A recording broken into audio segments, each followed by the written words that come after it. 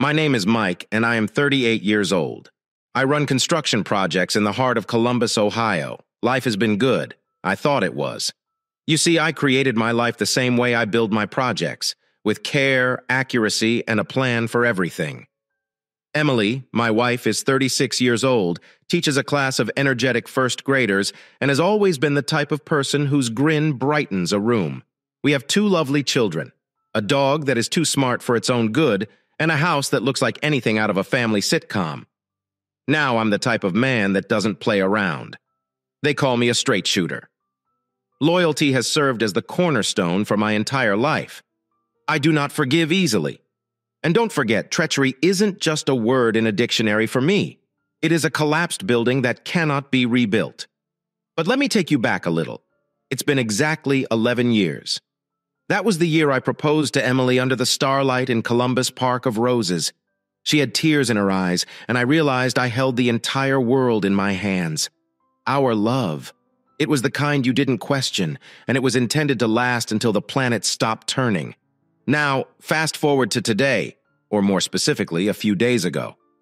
Christmas is rapidly approaching, and I'm up in the attic looking for decorations. It is a mess up there. Dust covers boxes that we haven't touched in years. That's when I discovered an old flip phone buried away in a box labeled Memory 28. Funny. I don't remember us saving old phones as keepsakes. Curiosity has always been a friend of mine, so I believe. Why not see if this ancient artifact is still functional? I find the old charger, plug it in, and the small screen comes to life. It's like reawakening a piece of the past, and the past certainly had a lot to say. I'm not prepared for the messages that turn my stable world into quicksand. Hello, everyone! Unfortunately, almost everyone who watches these videos is not subscribed. It would mean the world to me if you could get out of the full-screen video for 3 seconds and click the subscribe button. It is free, and you can unsubscribe at any time. Sorry for disturbing, and thank you very much if you subscribed. They are not for me or any of my family members. No. There was someone named Dan with small hearts next to his name. My brain begins performing the math before I can stop it. Emily made no mention of Dan 11 years ago. So there I am, sitting in the dust, in the cold, with every heartbeat feeling like a sledgehammer to my rib cage. I need to know more. But not like this. Not with half-truths from a phone that should have remained lost. I put the phone in my pocket, go downstairs, and put on a grin for the kids. From on the inside, I'm anything from a festive dad. They see that I'm a man on a mission, a search for the truth, and there is where I am. Read it.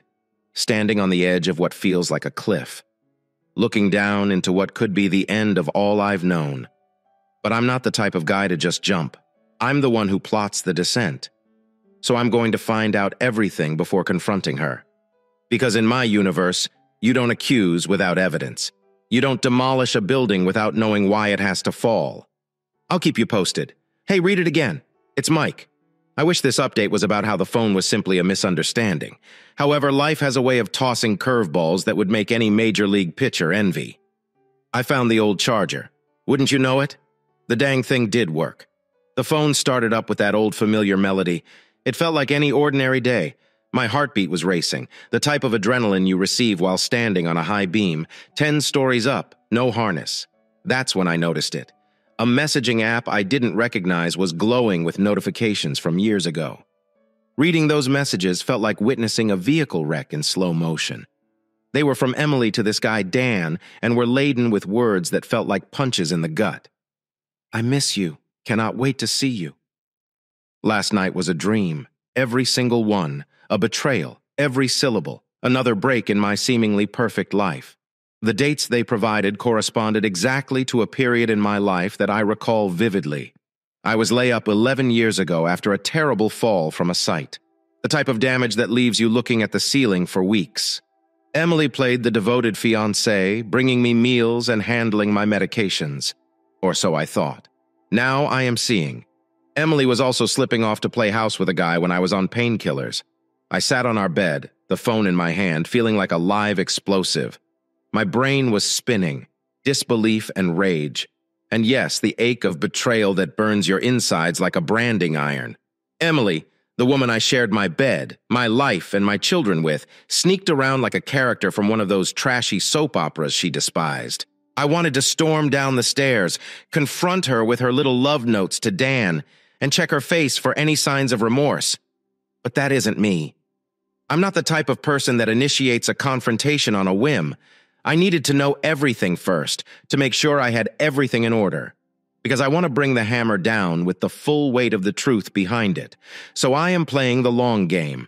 I stored those messages in my head and returned the phone to my toolbox. Emily is acting like it's any other day. She has no idea that I know, and I'm going to leave it that way for now. However, every grin and kiss on the cheek now feels like a lie. I need to delve further and make sure I have the complete picture before I destroy our lives. If I'm tearing down the house, I'll make damn sure I know why. I will let you know what I find. Read it. Because right now, that's all I have. Okay, read it. This is Mike, and I'm back with an update. If you've ever imagined life being as complicated as the cords underneath your television, you're not alone. The last several days have felt like I was living in a detective show, except that I'm the one putting together his own case of domestic heartbreak with the subtlety of a cat. I began searching over our past. I went down to the basement where we store all of our old planners. Emily is a teacher. She is diligent about keeping records, so I dug out the one from 11 years ago, brushed it off, and uncovered a map of the past. She claimed she was working late business trips and necessary team-building weekends. I cross-checked the dates with the communications, and guess what? It was like putting pieces together a puzzle, a very sad, pitiful puzzle. Then there was social media archaeology, dig. I logged onto an old Facebook account I hadn't used in years, scrolling back to simpler times, or so I thought. There were images of Emily and this Dan man often together at company gatherings, always tagged together. Great job, team. I could not have done it without you, Dan. It was all right there in the open, but I was too blind to notice it. The more I discovered, the more meticulous I became in my documentation, screenshots, and printed emails kept on an old hard drive. Receipts for dinners out that I assumed were for client meetings. It felt as if I were preparing a case for a jury, except that I was the lone juror, and my decision was already pretty much made. All this while, I'm putting on an Oscar-worthy act as the naive husband. I kept things normal. Goodnight kisses and how was your day banter. However, it was eating me up inside. Every smile she gave was like a twist of the knife. But I couldn't confess. I have to keep up the act for the kids as well. They do not deserve to be pulled into this mess. Dan is this man. It turns out he left Ohio a few years ago and moved to California to work in technology. A completely new life. I even discovered his LinkedIn profile. Great at developing professional and personal ties. Yes, a true charmer. So there you have it. Read it. Mike versus the ghost of adultery past. The evidence pointed to a guilty verdict.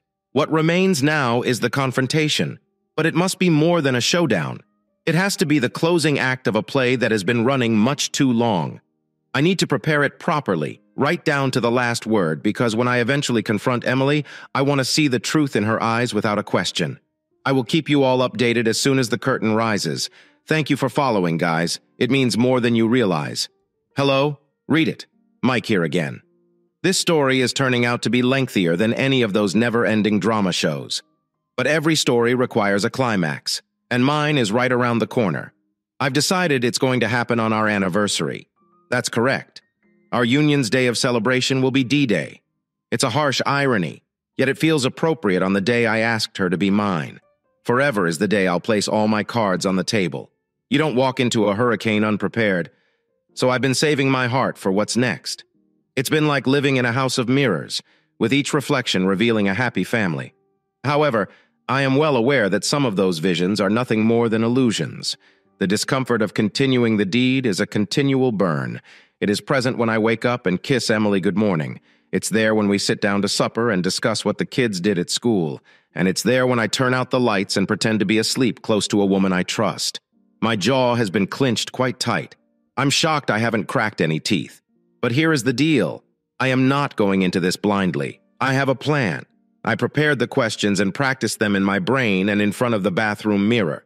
The words are like lead on my tongue, but they're prepared to be fired when the time comes. I'm going to take her out for supper, the same area where we celebrated our engagement. It has always been our spot. I'll let the evening settle, allow her to drink her favorite wine, and then I'll ask about her background. I'm not really curious, but something seems odd, and once she realizes I'm not just talking, I'll show her the proof. I want to see her face, examine her eyes to see how she is truly feeling. Is there guilt? Remorse? I need to see it, raw and unfiltered. The discussion in my thoughts travels in 100 different directions, but every time it finishes, I walk away from the table. So that is the plan. Read it. Let's just say that emotional preparation is an ongoing process. Every morning I have to swallow the bitterness, and every night I have to drink a couple of drinks to block out the rage. It's difficult not to let the fury or hurt leak through the cracks. However, this masquerade is only temporary. I will keep you all updated. You'll be the first to know when an era comes to an end or a new chapter begins. Hey, Mike, read it. Here, it's been a minute since my last update, and I've got a story for you. Our anniversary. That night, I decided, would be the tragic play's big climax. We proceeded to our usual site, the little Italian restaurant downtown where I had gotten down on one knee years before. The same table, the same dark lighting that casts golden halos throughout the room, and the same old waiter with his lopsided grin.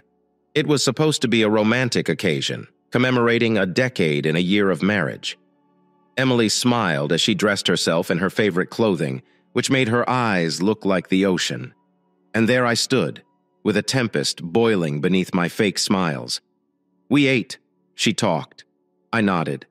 The dance of normalcy was agonizing. Each course brings us closer to D-Day. With each bite, I felt like I was swallowing my rage. The wine tasted unpleasant on my tongue. Finally, we arrived home. The babysitter left. The children were already in bed.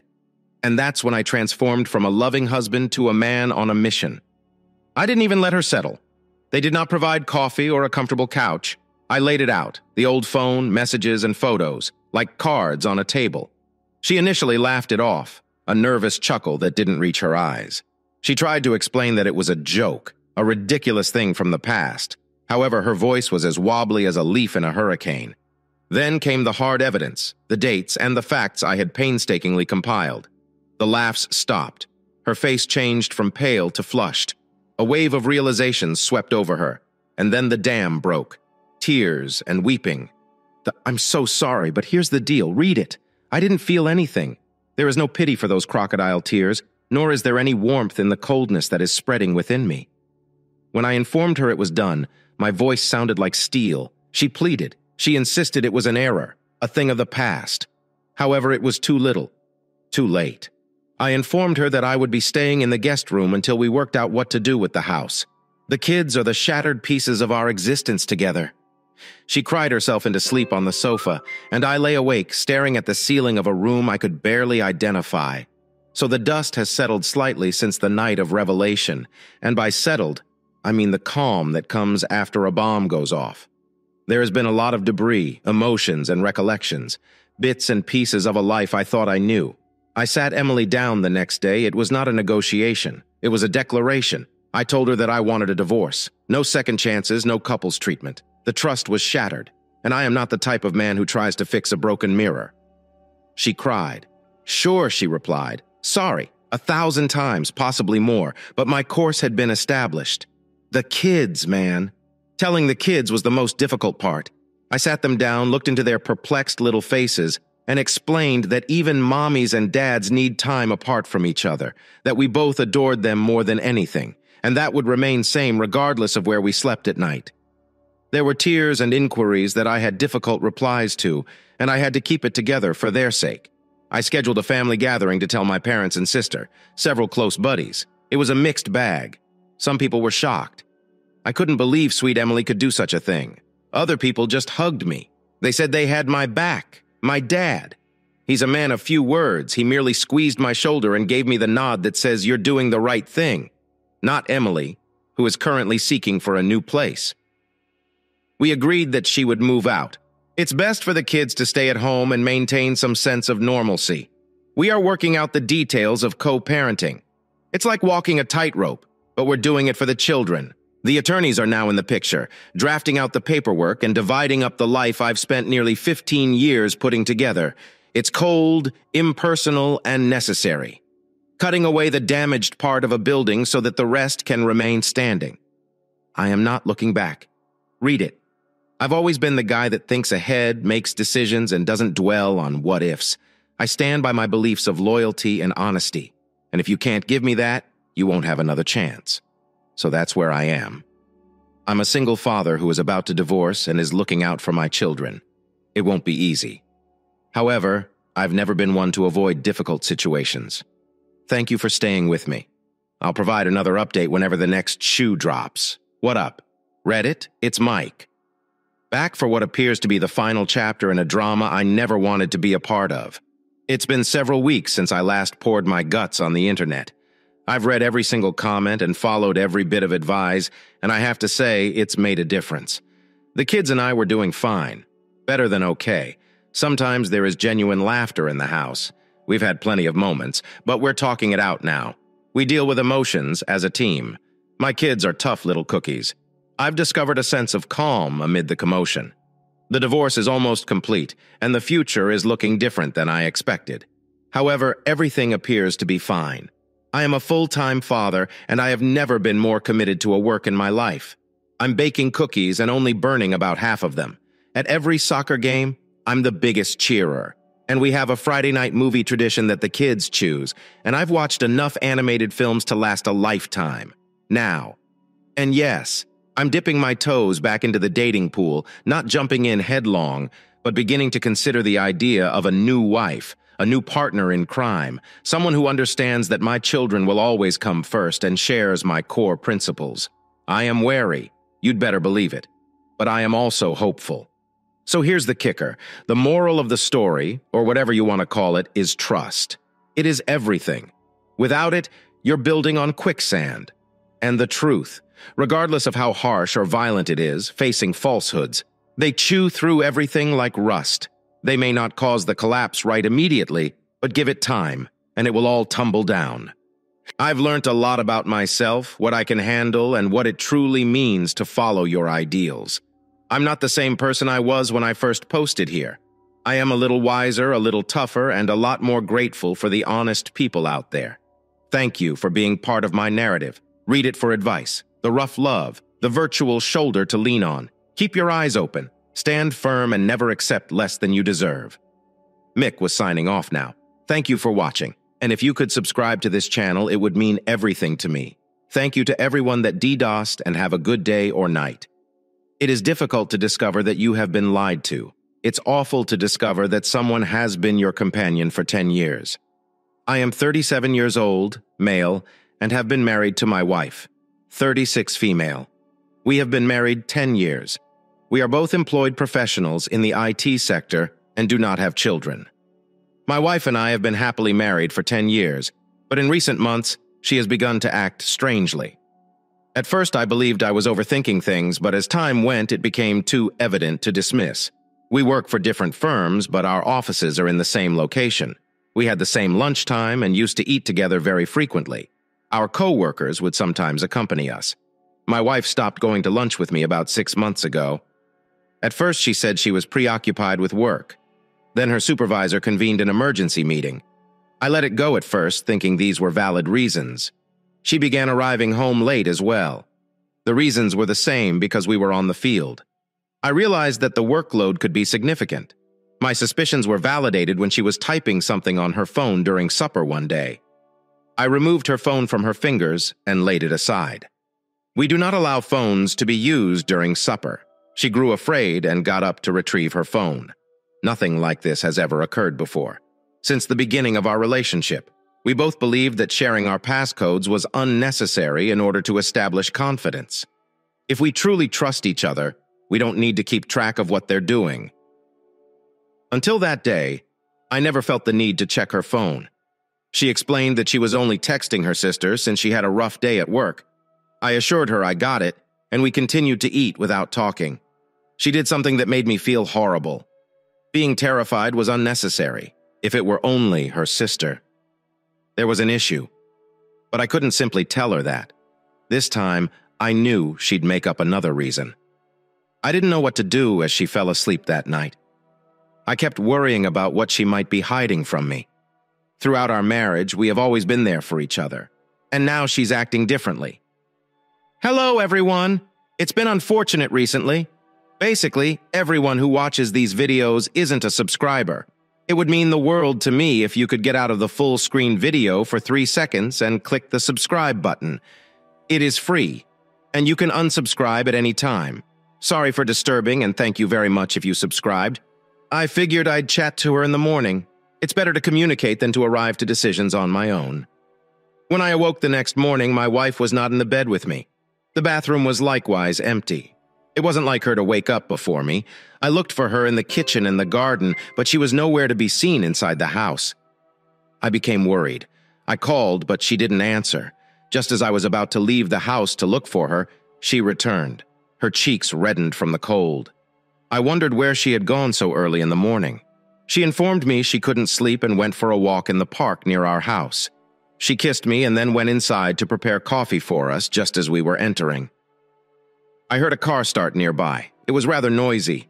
I don't normally hear that sound in my area. Right as the engine began, I noticed my wife become agitated, but she quickly covered it up. When I got into my car to drive to work, I couldn't quit thinking about my wife. I had no idea what was happening. John, my friend, was also leaving his house. His small child clutched his arms tightly. When I waved, he returned the gesture. I was about to leave, but I automatically paused to speak with him for a few minutes. It's been a while since we talked. When I asked him what was going on in his life, he revealed something that astonished me. John takes his son to the neighborhood park every night, but it is currently closed for maintenance. My wife informed me she went for a walk in this park in the morning, and it really stuck to the wall. My wife has lied to me. I returned home instead of going to work. I needed to find out what she was hidden from me. I glanced through her closet to find something to say, but there was nothing. To say I was frustrated is an understatement. My wife's laptop was still on the table. I turned it on to check her email. It didn't include anything. I searched through a few more things, but found nothing. Another shock of the day occurred just as I was ready to turn it off. This one was 10 times larger. She received an email in her company's mailbox. I didn't check her work email since I assumed there would be nothing there. But there was. My wife had gotten a weird email inviting her to meet in a cafe distance from the office. The email address did not include a name, it was simply a random username. This person had only sent her the location and time. It had a really mysterious feel to it. This didn't make sense to me. Why did my wife meet this person? Why did she tell me a lie in the morning? There are a lot of questions and no one to answer them. We've been married for 10 years and I believed we were happy together. I could have asked my wife, but why would she tell me the truth after she lied to me in the morning? Her actions had left a seed of doubt in my mind, which wouldn't go away until I sorted out what was going on. I figured it was best to keep quiet and wait until the evening. I wanted to know if she told me the truth about meeting someone, or if she was feeding me more falsehoods. I didn't have to wait too long. She called me in the evening and told me she needed to work late for an office meeting. Her boss had a schedule. I couldn't shake my unpleasant sensation. This was the second lie my wife had told me today. When did my marriage reach this stage? We started lying to each other. I decided to follow her and see who she was meeting. I arrived at her office just in time to watch her leave in her car. My heart was hammering in my chest as I silently followed her car. Her automobile wove its way through the city, and I followed her surreptitiously. She arrived at the place given in the email. The cafe's lights create a warm mirror on the pavement. I parked my car safely away in the shadows. I saw her enter the cafe with a gentle grin on her lips. My gut turned as she hugged a man who stood up as she entered. I was frozen when another man embraced my wife. My thoughts raced. How long has she lied to me? I recalled the times when I held her in my arms and she told me how happy she was with me. Was it all a lie, too? I could have gone inside and demanded an explanation, but I decided not to. I figured it was best to let her keep up this masquerade. I wanted to see how many more lies she could tell me while resting in the same bed as me. I was curious what else would happen to this mysterious man. I followed her back home. I waited near her house after she arrived to go inside. She greeted me with a warm smile, as if it were quite natural to return home after lying to your husband. I wanted to know why she had been lying to me. I wanted her to look me in the eyes and say it was nothing. I wanted her to calm the betrayal thoughts that were swarming in my head, but I couldn't because I was certain she wouldn't tell me the truth. I maintained my monitoring. I followed her as she went out to lunch with this man and fed me falsehoods about her demanding work schedule or anything else for the next week. I watched her meet this man and eat together. They hugged before going their separate ways. I have no idea what to think of this. Why would she lie to me if she hadn't done anything wrong? I didn't have to wonder long because one afternoon when she told me she was stuck in a meeting, she was actually on her way to a very beautiful hotel on the other side of town. I followed her. I assumed she was merely eating lunch with him in the restaurant. But my heart broke into a million pieces when the mystery guy interlaced their hands and led them to a room together. I could no longer restrain myself. I knocked on the door. The mysterious man opened the door shirtless. I saw my wife lying in bed waiting for him. Her smile faded when she saw me standing on the other side of the door. I felt like I lost everything in that one moment. I said nothing to either of them. Consumed by sadness, I left the hotel and made my way home. I sat on the couch in the living room. My thoughts overtook me. I felt a mix of anger, heartbreak, and confusion all at once. I don't know how long I sat there when the front door opened and my wife came in. She panicked. That was visible. "You don't have to lie to me anymore," I told her quietly as I wiped my tears. I didn't have the energy to listen to any more of her lies. She came and sat beside me. When I thought she wouldn't say anything, I was about to get up. "I'm sorry," she whispered. I asked her how long this has been going on. I wasn't even sure if I wanted to know the answer to that question, but I had to know. She told me it started 8 months ago when she went out of town for a work conference. She met this guy who used to work in that branch of their company. "We were just friends in the beginning," she told me with a shaky voice. I asked her to continue knowing my heart wouldn't be able to take what was coming next. She told me that they got drunk on the last day of the conference, and the desire for excitement led them to bed together. She told me that she felt very guilty the next morning and decided it would never happen again, as both of them were married.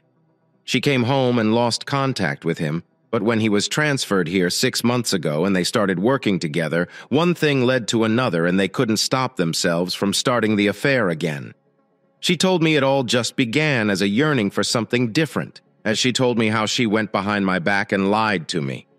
My trust shattered. She went to meet him that morning when she told me she had gone to park and he dropped her off in his car. I was devastated. I thought I knew my wife well, but she had been leading a double life all along. The entire foundation of my marriage crumbled beneath me. I went through the day with a blur of emotions. I was not in any condition to make any decision. I asked my wife to give me some space. We lived in the same house without talking to each other. I did not know whether to salvage our marriage or walk away from this betrayal. My wife kept telling me that she's sorry and asked for forgiveness. She told me that she has ended her affair and we can seek counseling, but I felt like my wounds were too deep. Even though the betrayal broke my heart, we went to counseling together. I thought maybe we could still salvage our relationship. We went through various counseling sessions, but I couldn't escape the image ingrained in my head of that day of that hotel room. Who knew how many times they went to some hotel while I waited for her in our home? Our therapist urged us to communicate with each other, but I just couldn't shake the hurt and betrayal she had caused me. The trust one placed in her was irreparably broken. Counseling didn't help in subsiding my pain. The pain was too raw to handle. I decided it would be best to walk away from this toxic situation. We sat down, and I told her that I could not be with her anymore.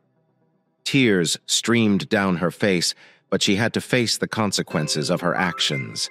I cannot shield her from the result of her own doings. She told me that she'd move out of the house. I didn't stop her as it was best for her to stay away. I sat in the yard as she said goodbye. Movers came in to take her luggage. I saw all of it happening in front of my eyes. I saw as my marriage of 10 years ended in front of my eyes. She left it to me to decide when I had to file for divorce.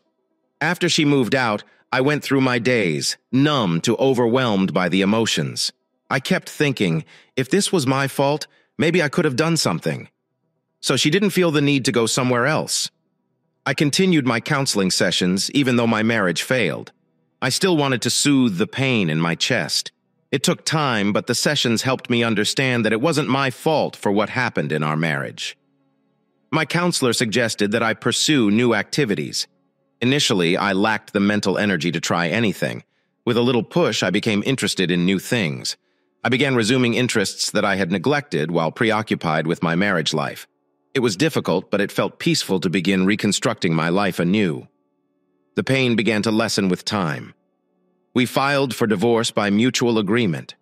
She told me she was truly sorry for the pain she had caused me and was prepared to wait for forgiveness. "I hope we can be friends again," she remarked. I told her that maybe we could become friends over time. We embarked on different journeys of self-discovery. We navigated divorce and separation while discovering our route to recovery. Being alone after 11 years of marriage felt strangely different. The house seemed too vacant to be alone in. It seemed unusual to not have plans with anyone. I began taking care of both my emotional and physical wellness. I started reconnecting with old friends. I never had the heart to tell them about my wife's adultery. I didn't want to portray her in a negative light. I still felt a sense of loyalty to her. Our divorce went very well, and we parted ways forever. It was obvious to me that we couldn't be together again. I didn't think I could be with anyone again. I didn't just dedicate 10 years to our marriage. I gave my all while my wife went out in search of excitement. I was wondering about our future. My trust is beyond repair, and my heart is too wounded to fall in love again. I hope that everyone who reads my tale learns the value of trust in any relationship. A single falsehood can break even the strongest of connections. I ran into my wife 6 months later at the grocery store. We ran into each other while getting hot chocolate in the same aisle. Seeing her after all this time did not bother me as much as it had in the beginning. The counseling sessions were worthwhile, I was thinking in my head. We got divorced. And you finally began sipping hot chocolate. I teased her. I adored hot chocolate, but she never liked it. It reminded me of you, she replied with a smile that suggested she missed our married life. I smiled at her, and we left her there.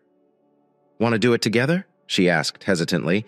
I was ready to decline, but I was curious if I could endure in her presence without my chest hurting. I grinned and replied, "Sure." We headed to a local cafe. This time, she followed my automobile. We ordered 2 hot chocolates and made light chat. Surprisingly, it felt strangely good to talk to her without feeling upset or pain. She has breached every promise we made to each other. My trust is beyond restoration. But I was not going to let that define me for the rest of my life.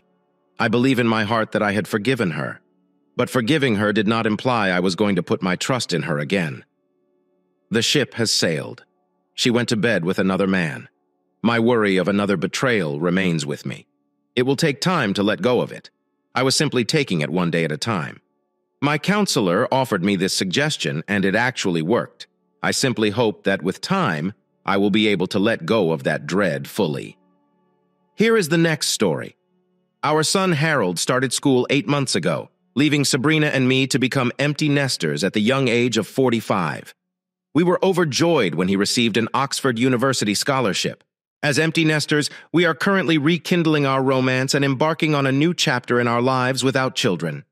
I believed that our married life would quickly improve and that we would resume our previous frequent and enjoyable activities. However, Sabrina experienced a sense of melancholy throughout the first 2 months as her adored boy ventured out into the world on his own. Furthermore, as she reached her 46th birthday, she saw some new facial lines and a few extra pounds. While I thought these qualities contributed to her charm, she seemed to regard them as indicators that life was passing her by, and that the days of thrill and adventure were over. After conducting study, I realized that similar sentiments were common. In return, I tried to give her consistent support, numerous compliments, and enough time to adjust to our changing family dynamic. It took a few months, but on Friday night, she returned from work, radiating happiness and serenity reminiscent of her marriage. I knew 20 years ago. Bursting with grins, she appeared to be a reinvigorated woman, and we spent the weekend wrapped in one another's arms, making up for lost time from years spent tending to tasks that were no longer necessary. The next morning, I awoke to find Sabrina curled against me, her face beaming with pleasure. "Good morning," she greeted me with a smile. "Last night was amazing, one of her sparkles, and I want more of it." I simply said, "I love you, darling," as I held her securely for the first time in years. I felt like our marriage was back on track, ready to take on the next stage of our journey together. 3 months later, our lives were flourishing, financially secure, and with rewarding occupations. Harold is flourishing in school, and our marriage has blossomed magnificently during the last 3 months, bringing us closer than ever before. Every moment we spent alone together was cherished. Friday nights had become our favorite date nights, complete with movies, restaurants, and an anxious rush home to enjoy one another's company. It was our concerted effort to live a colorful life outside of the limits of our home, a nostalgic homage to our younger selves as we sought to recreate our youth. On this particular Friday evening, she proposed we go for a drink after dinner, with a playful touch on my leg and a cheeky grin. She hinted at the possibility of a delightful evening ahead. She had heard about a new club called a Hideaway for her friends at work, which was only a 10-minute drive away.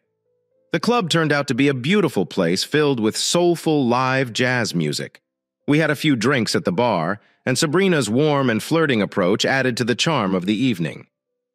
Her exuberant energy was contagious, and I looked forward to the moments we'd have later in the night as I sipped my third martini. During the band's brief interlude, a stranger approached us and called Sabrina's name with familiarity. My surprise was evident as I observed my wife's attitude change from joint to apprehension, hurriedly introducing us before any further conversation. "Hello, Matilda. How nice to see you." Sabrina gave him a warm grin and welcomed his embrace. "This is my hubby, Stephen." As she introduced herself, a wave of jealousy ran through me, a nagging suspicion that something was wrong. Despite my inebriation, I couldn't ignore the growing coincidences. Sabrina's newfound happiness, the discovery of a new bar, her unexpectedly affectionate demeanor, and now a chance meeting with a man at the very bar she urged we visit. Despite the lack of specific evidence, suspicion continued to build, putting me on high alert. Nathan appeared to be in his early 40s, personable and with a deep voice reminiscent of Barry White. He engaged us in delightful conversation, and as we had another drink, my initial apprehension faded. Consider the possibility that his appearance was simply fortuitous. However, the atmosphere changed once we sat together for 20 minutes and enjoyed the jazz band's music. Nathan aggressively requested if he might have the pleasure of dancing with my wife before I could answer. Sabrina up and led him to the dance floor, leaving me rooted in my seat. Anger erupted within me as I recognized the setup, but against my better judgment, I elected to stay and watch them dance. My discomfort increased. Every beautiful move, every whispered remark exacerbated my rising discomfort. Sabrina's proximity to Nathan, the way she rested her head on his shoulder and put her arms around his neck, it all got on my nerves. Alarm bells rung loudly in my head, confirming my concerns of danger ahead. When they returned, Nathan began chatting as if slow dancing with my wife was normal. Nathan praised my wife for her assistance at work and questioned about my interests. Sabrina spoke quickly, almost as if prepared. "Stephen adores football. He's a fanatical Manchester United fan." She cried excitedly, "Not a single match escapes his attention on television." "Is that true, Stephen?" Nathan pointed out that tomorrow's playoff game must be on your agenda. Winston and I never miss a game and will be at the pub celebrating their triumph over Liverpool, I confirmed with Stephen. "Today is your fortunate day. I happen to have 2 tickets to the game, which were generously donated to me by one of my suppliers, despite the fact that I am not really fond of football." "I was going to give these away," Nathan declared, exposing the prized Tier 1 center field seats. I instantly understood the underlying meaning of his motion. He resembled the serpent, luring Eve with the forbidden fruit. I pretended to be unconcerned, suppressing my irritability. "Impressive tickets, really. Why don't you experience the game for yourself? Not my cup of tea. Old chap, I demand you have them. Especially since you are Sabrina's husband. It'd be an honor." Nathan's remarks fueled a burning fury within me. I accepted the tickets, however, fuming with rage. If he dared to call me old chap or old guy, once again I was afraid I might lose my ability to remain composed. I replied, "Thank you, Nathan, for your generosity. I am confident Sabrina and I will make the most of the game." However, I braced myself for what I knew was coming when my wife said, "Darling, I really don't enjoy going to those games." You should go with Winston. You would have a better time together. Do not worry about me. I have plenty to keep me busy. So it's settled now? Will you go with Winston tomorrow? She declared strongly. At this point, I couldn't tell the degree of their relationship, whether she had already crossed the line with him or was thinking about starting our marriage. It was clear that she desired him. Despite her misperception of my drive and astuteness, I elected to remain on the sidelines and observe the event unfold. Armed with only intuition, observations from the dance floor, and an arranged setup at the bar, I decided to let events unfold while preparing my next steps. Sharing with my wife was out of the question, regardless of the temptation of playoff tickets or other financial incentives. If she desired companionship elsewhere, she was free to do so. But I refused to play such a game, and her decision will have consequences. My impression of Nathan was obvious. He projected refinement, charm, and a compelling allure, all of which are attractive to women in their 40s. However, his pursuit of a married woman made him unsuitable. Nathan was the archetype of a predator, savoring the game of wooing married women and reducing their spouses to mere onlookers, which fed his own ego and sense of control.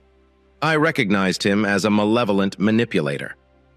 Despite the joyful atmosphere created by the cocktails and her time with Nathan, Sabrina failed to notice my quietness when we left the pub. Winston and I went to the playoff game as scheduled, and I wasn't naive.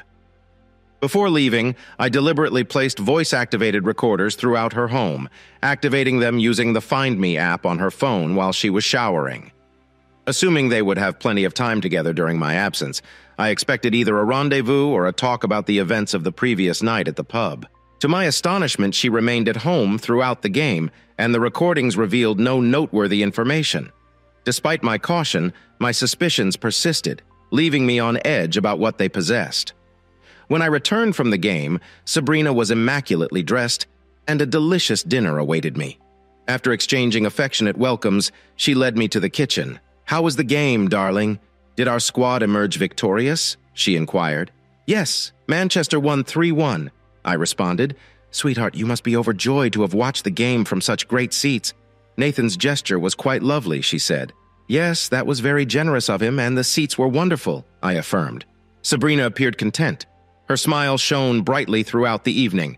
To my dismay, Nathan-related talks became a frequent occurrence, whether at work or at dinner. She complimented his success, his lakeside property, his travels across the world, and his supposedly pleasant personality. My patience looked skinny. Then one evening she returned home, full of enthusiasm and showering me with more affection than normal. That was quite a warm welcome. "What is the occasion?" I inquired. "You won't believe it, but do you recall how I've always mentioned La Traviata?" Sabrina started excitedly. "Yes, I recall. Why do you ask?" I replied. She informed that a performance is scheduled for this Friday at the Royal Opera House. "Sabrina, you know I can't bear opera. Are you certain you want to go?" I questioned. "Yes, I actually do, but you do not have to accompany me. That's good news. You know, I had lunch with Nathan today, and he indicated that he had acquired superb opera tickets from another supplier, similar to those he offered you for the football playoff, when you learned about my long-held wish to see La Traviata. He gladly provided them to me. He was dismayed when I explained your dislike for the opera and your refusal to attend. However, he came up with the brilliant idea of taking me to the opera and then to a nice supper afterwards. Wasn't that thoughtful of him, my dear?" Sabrina gushed. "Very considerate." "What a gentleman," I responded sarcastically before adding, "Naturally, you declined his offer." "Well, no, why should I do that? I understand you don't want to go, but it's not a big problem. Surely you don't mind if I accompany Nathan," Sabrina argued. "It is a huge thing. The issue here is that you should not be going on a date with another man, whether or not I am present. That is hardly the behavior of a wife." "Frankly, I'm amazed you'd consider taking a date," I stated unequivocally, fully aware of the staged nature of the scenario. I did not perceive it that way. I apologize. You misunderstood. You recognize Mason. He is our pal. He graciously offered you those magnificent playoff tickets, and we had a wonderful time. He always covers our drinks and has been a supportive colleague at work. "I am sure you understand," Sabrina stated internally while grinning. I decided to give her enough leeway to explain her intentions and see where it led. Yes, she has done all that, and he appears to be a decent guy. However, I am uneasy with the concept of my wife interacting with another man. I would rather that you did not go or do anything foolish. You're an adult who can make your own decisions. But you know where I stand. I made my irritation and uneasiness clear. She must have noticed my anxiousness. Okay, darling, I understand. I did not mean to upset you. And now I'll move on from the matter. I apologize if I offended your feelings, she said, hoping to diffuse the tension. My feelings remain intact. I answered, I am concerned about the integrity of our marriage. She approached and kissed my forehead. Do not worry, your dumb little skull. I love you. And it would never be a date. Stop being envious and let's move on. She promised me that we would let the subject rest, but I couldn't shake the discomfort. When she noticed our intimacy that night, I pretended to have a headache. I'm still reeling from our chat, angry and upset, and my uncertainty has been ignored. While I wasn't sure if she'd been intimate with Nathan, it was clear that she had started something with him, whether she knew it or not. I was aware that if I did not intervene, trouble would ensue. If they had passed that threshold, our marriage was in risk. The situation with Nathan worsened. I can tell in her that his continual presence in her chats made me envious, so I asked her to stop from meeting him for lunch. She resisted asserting her right to continue their friendship. Stephen, I denied the opera tickets as requested, but you are overreacting. I will not cease being his friend, and if that includes occasional lunches, you'll need to be more accommodating. She argued, and despite my wrath, I recognized I needed to walk gently in order to address issue without causing further strain our marriage. Their conversation soon progressed from lunches to drinks after work. When I challenged her about a possible affair, she fiercely denied any wrongdoing, claiming she only loved his company. So you are not drawn to Nathan? Don't lie to me, Sabrina, I confronted. Every girl in the office is attracted to him, dear. But I am committed to you and have not broken any lines, she responded. But are you tempted? I pressed. Which girl would not be? He's definitely attractive and his voice is mesmerizing. However, there's no need to be concerned, she reassured me. I don't have anything to worry about. How would you react if I went out to lunch and drinks with a woman I liked? I doubt you'd be so understanding, I replied. The debate had a negative impact on our relationship with our home. I grew cold for a few days. Sabrina was enraged at the mere notion of me being with another woman, insisting that it was not an option. She even warned me that if I cheated, she would cut off my balls, a threat that seemed ludicrous and symptomatic of her distress. I couldn't shake the idea that our marriage was hanging in the balance. Then, something happened. One evening, she arrived home 3 hours late without a phone call, leaving me filled with dread and fear. She walked in as if nothing had happened, leaning in for a kiss as if everything was fine with the world. To her surprise, I pulled her away violently, fixing her with a steely stare as I made a venomous charge that distilled my rage in dread. It's nice of you to finally come home. Have you spent the night with your friend? It was a tone. She'd never heard from me before, and she quickly apologized, citing a dead phone and losing count of time. But when I pressed further, asking if she had been with Nathan, her silence spoke volumes. I was furious, making it abundantly obvious that our marriage was on thin ice if such behavior continued. If I find out you cheated on me with him, we're done. I refused to tolerate infidelity or lying. I cautioned about the gravity of the situation, which weighed heavily on us. Her assurance that she would be faithful upset me, and she apologized, promising to end her interactions with Nathan for the first time. Sabrina seemed to realize the gravity of my requests. She stopped talking about him and his apparent greatness, but continued meeting him for lunch and drinks, unbeknownst to me. The only difference was that she no longer recounted their experiences together. 2 weeks later, over dinner, I brought up the matter, asking if she had actually discontinued her lunches and drinks with Nathan. She leaned down to stroke my arm, providing a reassuring smile in a sympathetic tone. She admitted that she was still seeing him, but opted not to tell me to save my feelings. To my surprise, she seemed unaware of the extent of my rage and hurt after hearing her admission. However, it was her next sentence that had my fury boiling, revealing a request that no sensible husband would accept. Darling, you are aware of my feelings for you, and Nathan is only a friend. The truth is, he requested me to accompany him to his work dinner function because his original date had canceled at the last minute. He needs someone at his side.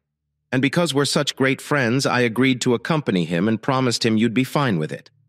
Shaking my head in disbelief, I responded, "No, I'm not okay with it." "Absolutely not. You can't accompany him. Sabrina, you are still my wife, at least for now. Stephen, please stop being so jealous and irrational. He's a friend and he needs my help. I am going. You'll simply have to trust me." "I promise everything will be fine," she answered. Old fool. Damn.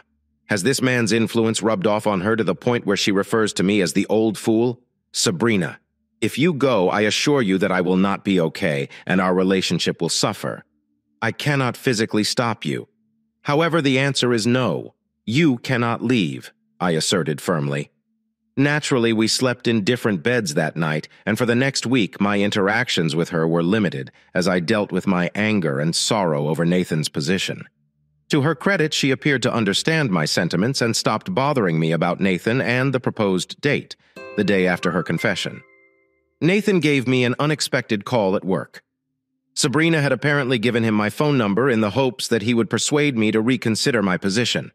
I made a mental note to confront this violation of trust when I got home later that evening. "Stephen, how are you, old chap?" Nathan greeted me casually. "Nathan, what a surprise. What prompted you to call?" I responded, curious about his motives. "I am calling to apologize. I'm sure Sabrina informed you about my desire for her to accompany me to my corporate function. I now understand it was a mistake to involve her in that way, and I apologize if it created any stress at home." He explained. "Yes, it was unexpected, and I explained my feelings to her," I confirmed. She made a remark. "Indeed. You know, instead of putting Sabrina in that situation, I should have contacted you first and sought your agreement. It should have been a dialogue between the men." Nathan acknowledged. I sat in startled silence. This man's arrogance was stunning as I listened to his silky, convincing speech. My rage pursued the elderly chap. "Allow me to make things up to you. Please specify your preference, and I will make arrangements for it. Perhaps season tickets to Manchester would be suitable for you," he offered smoothly. "Nathan, are you really recommending I exchange my wife for football tickets? Are you aiming to turn my wife into a commodity trading partner for merchandise? Do you hold her in such low regard?" I seethed, my rage apparent. "Let me make one thing very clear. I don't share my wife with anyone. And if you dare to call me old man or old chap again, I promise I'll pull your tongue out the next time we meet. I'm completely capable of purchasing my own tickets. Let's put an end to this conversation. I insist that you stop here, make advances towards Sabrina, and find someone else to keep you company." He continued chatting as if he hadn't heard anything I had said. "Stephen, my friend, I am sorry you feel that way. I honestly admire Sabrina and wanted to request your permission for her to attend me to my event. Please don't direct your rage towards Sabrina despite her indicated interest. I am responsible for making the decision. Would you reconsider letting her be my date for that evening?" "Listen carefully, Nathan. No, stop asking. She will not accompany you. That concludes things. Furthermore, I want you to stop having lunches and beverages with her after work. It is harming our marriage, and I am sure you understand the gravity of the situation." "Stephen, I'm sorry you feel that way, but Sabrina and I are only friends. I do not intend to end our friendship because of your insecurities. I'm sorry you won't allow me this one request after everything I've done for you, including providing football tickets and season tickets." "You appear ungrateful," he retorted. "Enough. I've already conveyed my gratitude for the tickets, and as previously stated, I can purchase my own. Please leave us alone and refrain from meddling in my marriage." I snapped and slammed down the office phone in disgust. That evening, I arrived home to a downcast Sabrina. Clearly, she had heard about the exchange and was unsure how to respond. She could not tolerate the stillness any longer and spoke up. "I overheard your talk with Nathan today. Did you have to be so rude? You've hurt his feelings." The glare. I shot her when she acknowledged Nathan's feelings. "Could have turned our pond into solid ice in the middle of the summer." "Screw you, screw his feelings," I snapped. "Isn't it funny that you're concerned about his sentiments but not your husband's? Why on earth did you give him my business phone number? Do you really need to be with him that desperately? Maybe I should leave, and then you can spend time with your new beau." She averted her sight, mumbling, "I was hoping you two could be better friends. So we can all go out together. I'm sorry it turned out this way. I never intended for anyone to be hurt. Are you out of your mind? Woman, I want nothing to do with him. And I made it clear that he should cease taking you out for lunch and drinks. In case you forgot, you are a married woman. It's time to start acting like one. Alternatively, this will end in disaster. Mark my words, I retorted harshly. Her frustration boiled out and she fired back. Stop acting like a jealous teen. We have been married for 20 years and nothing is going to happen. I hope you're correct, I replied calmly. My statements were laced with bitterness. I'd hate to think I've spent the previous 20 years with the wrong woman. The weight of my statement appeared to strike her, and I hoped it would bring her to her senses. We didn't speak again that night. In fact, I began sleeping in her son's room, overwhelmed with rage over her acts and statements, needing to be alone. Sabrina was upset about my decision to sleep alone and tried to make amends in the coming weeks. She claimed she had stopped meeting Nathan for lunch and was attempting to be a more affectionate spouse. I eventually returned to our bed, but I wasn't prepared to be sexual with a woman who clearly had feelings for another man. She was not pleased with my hesitancy and made several unsuccessful attempts to establish intimacy. I had a nagging sense Sabrina was still seeing Nathan, and my instincts told me I needed to be cautious if I wanted to save my marriage. Unfortunately, my suspicions were verified when I discovered the date of Nathan's event while casually browsing my wife's text messages. We had never used passcodes on our phones previously, and I had never felt the need to spy. But the discovery made me unhappy since I knew our relationship was about to alter. However, this newfound understanding helped me plan my following steps. It came as no surprise that Sabrina's recent professions of devotion and attempts to be the ideal wife were really a ploy to redirect my focus away from Nathan's dilemma. I discovered that she intended to surprise me by informing me that she would be attending the event with Nathan the following Thursday night. This discovery prompted an idea. I wanted to test her devotion and see if she would choose to be faithful despite my prohibiting her from seeing him. So over breakfast the next morning, I casually mentioned that I had a meeting in London on the 22nd and wouldn't be returning until late the following evening, knowing full well that Nathan's event was on the same date. I gave her the option of deceiving me by attending the event or coming clean and confessing her plans. Either way, I'd made up my mind. I wouldn't hang around if she acknowledged her intentions and headed to the party. I would leave and apply for a divorce. If she came without informing me, it would mean the end of our marriage. Unfortunately, Sabrina stayed mute and chose not to reveal her objectives. She continued to deceive me by projecting the image of a loving, perfect wife. Each evening, I arrived home to delicious meals, a clean house, and warm kisses. However, there was no mention of Nathan or the upcoming event as I kissed her goodbye on Thursday morning. I knew it would probably be the final time, so I departed for my workplace with a heavy heart. However, my objective was never to visit London. I intended to stay the night in the same hotel where the event was being held. During this time, I obtained legal counsel and scheduled the preparation of divorce documents, as well as a probable date for serving the papers. I even offered to pay the process server double to accompany me to the hotel event and deliver the papers if I approved. If Sabrina did what I expected, our marriage would be ended.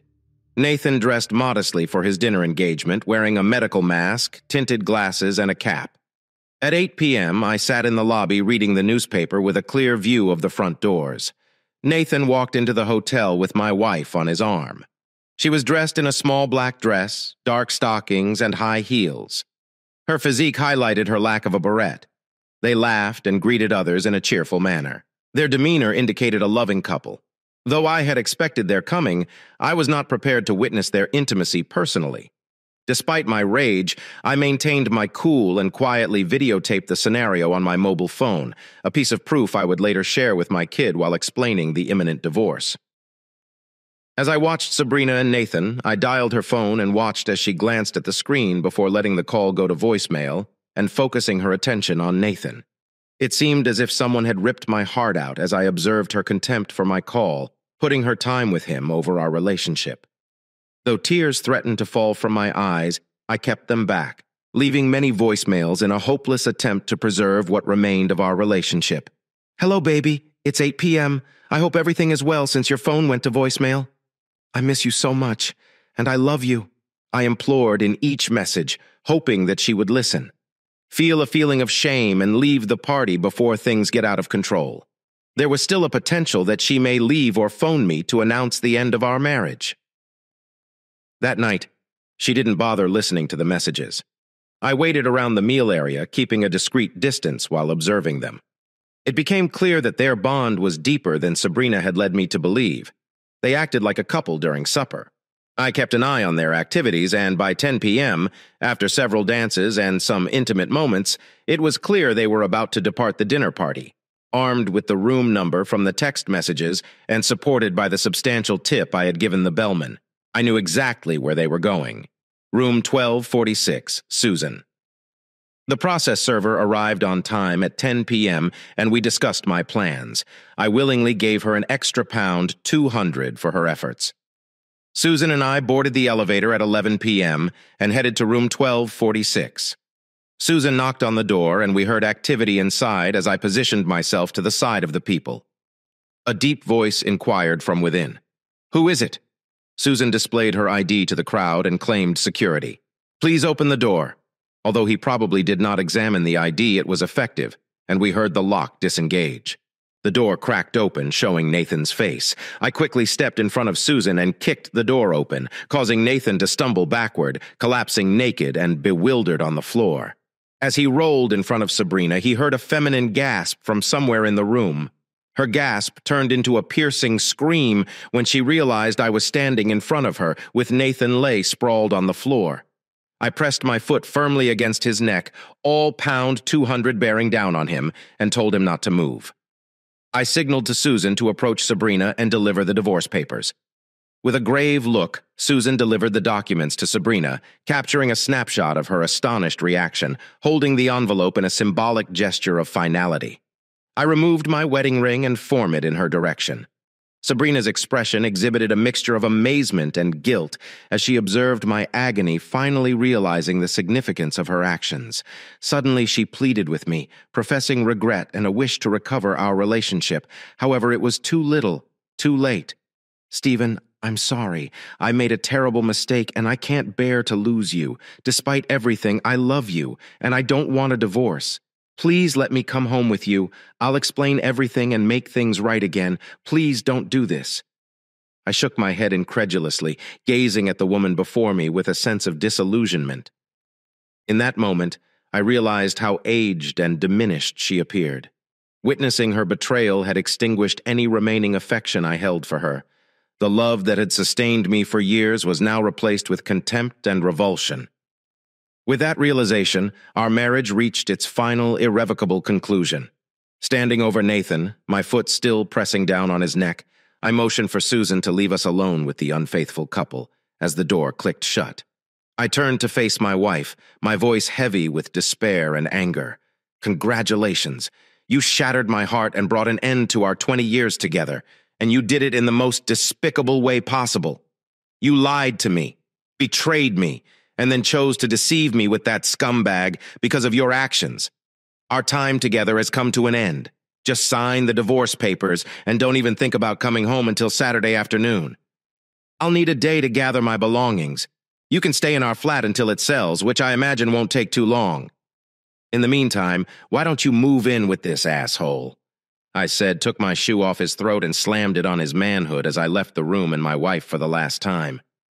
There was a sound like a man in terrible pain. Applejack. Nathan lost the ability to continue his lineage as he was pinned to the floor. He attempted to pursue legal action but made it clear to Sabrina that as she testified in his favor, I would reveal her affair to her family and present them with the incriminating photos. Understand the gravity of the situation. She wisely chose not to cooperate, informing the police that she didn't recognize the individual responsible for his injuries. Nathan, feeling enraged and betrayed by the woman he had taken from me, was left seething with frustration.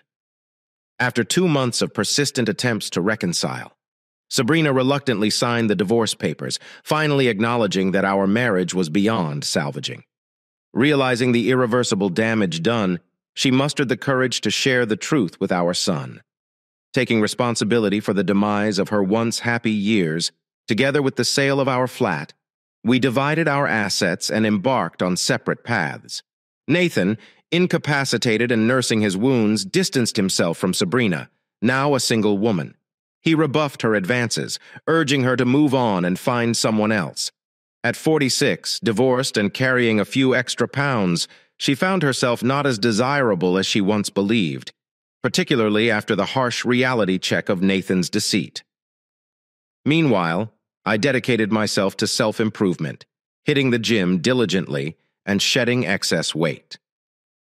6 months later, I emerged in great shape and crossed paths with Tina, a charming 37-year-old divorcee with a delightful 9-year-old daughter named Emily. Tina appreciated my loyalty and affection, treating me like royalty while Emily and I formed a special bond, and I relished the opportunity to spoil her at Harold's graduation. Sabrina, now 50 and showing signs of age, appeared solitary and discontent with the direction her life had taken. Learning from Harold about her feelings of envy and sadness upon witnessing my newfound happiness with my new family, I couldn't help but feel a twinge of pity for her as I basked in the joy of my beautiful wife and daughter. Sabrina poured her heart out to her son, expressing deep for her actions and how poorly she treated me. She couldn't forgive herself for succumbing to the seduction of that despicable man. She confessed to Harold how losing my love made her realize the magnitude of what she had given up and how much she missed our old life together. She recognized that her selfish desires had caused immense and loss for everyone involved. On the contrary, my life took a positive turn shortly after the divorce was finalized. Tina, having experienced the devastation of being cheated on by her ex-husband, made a solemn vow to never inflict such pain on me or our marriage. We remained devoted and faithful to each other for the next 3 years, cherishing the 3 grandchildren that Emily and Harold blessed us with. Nathan disappeared from our lives following his injuries, while Sabrina chose not to remarry, spending the next 2 decades as a lonely woman plagued by remorse for betraying me and destroying our once happy life together. Harold found happiness in marriage with a wonderful woman, expanding our family and giving us another grandchild. He forged a close bond with my new family, and Sabrina became a distant presence, only appearing at Harold's events and eventually at her funeral. Thank you for taking time to hear today's story. If you enjoyed this article, please like and subscribe if you haven't already. If you have a tale to tell about your or someone else's circumstance, please don't hesitate to contact me. Take care.